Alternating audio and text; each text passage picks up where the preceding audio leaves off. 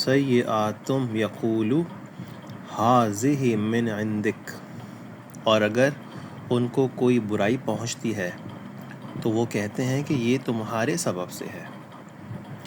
اور دوسری جگہ اللہ تعالیٰ فرماتا ہے وَدَخَلَ جَنَّتَهُ وَهُوَ ظَالِمٌ لِنَفْسِهِ قَالَ مَا أَظُنُّ أَن تَبِیدَ هَٰذِهِ أَبَدًا، وہ اپنے باغ میں داخل ہوا اور وہ اپنے آپ پر ظلم کر رہا تھا۔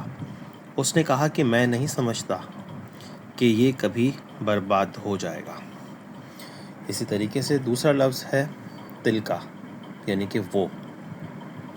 یہ لفظ قرآن کریم کی 45 آیات میں آتا ہے۔ مثلاً تلکا امتم قد خلت لہا ما کسبت ولکم ما کسبتم، وہ ایک جماعت تھی جو گزر گئی، اس کو ملے گا جو اس نے کمایا اور تم کو ملے گا جو تم نے کمایا۔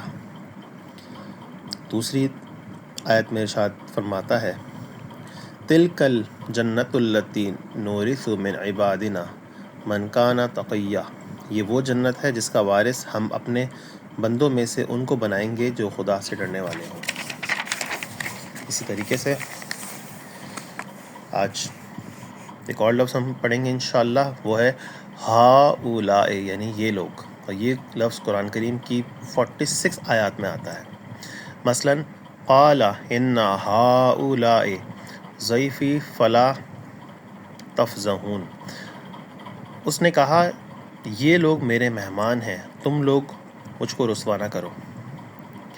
ان ہؤلاء لشرذمۃ قلیلون، یہ لوگ تھوڑی سی جماعت ہیں۔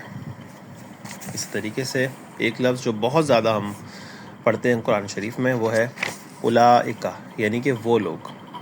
ہؤلاء کا مطلب تھا یہ لوگ، اور اولئک کا مطلب ہے وہ لوگ۔ یہ لفظ قرآن کریم کی 206 آیات میں آتا ہے۔ مثلاً اولئک مأواہم النار بما کانوا یکسبون، یہی وہ لوگ ہیں جن کا ٹھکانہ آگ ہے اپنی اس کمائی کے سبب جو وہ کر رہے ہیں۔ اسی طریقے سے ایک اور آیت ہے اولئک الذین خسروا انفسہم وضل عنہم ما کانوا یفترون، یہ وہ لوگ ہیں جنہوں نے اپنے آپ کو برباد کر لیا اور ان سے گم ہو گیا جو کچھ وہ افترا کیا کرتے تھے۔ تو دوستوں، آج ہم نے 4 الفاظ پڑھے ہیں۔ انشاءاللہ تعالیٰ قرآن کے حوالے سے جو قرآن کے معجزات ہیں وہ انگنت ہیں۔ انشاءاللہ تعالیٰ کل ایک نئی ویڈیو کے ساتھ حاضر ہوں گے۔ مجھے اپنی دعا میں یاد رکھیں۔ بسم اللہ الرحمن الرحیم۔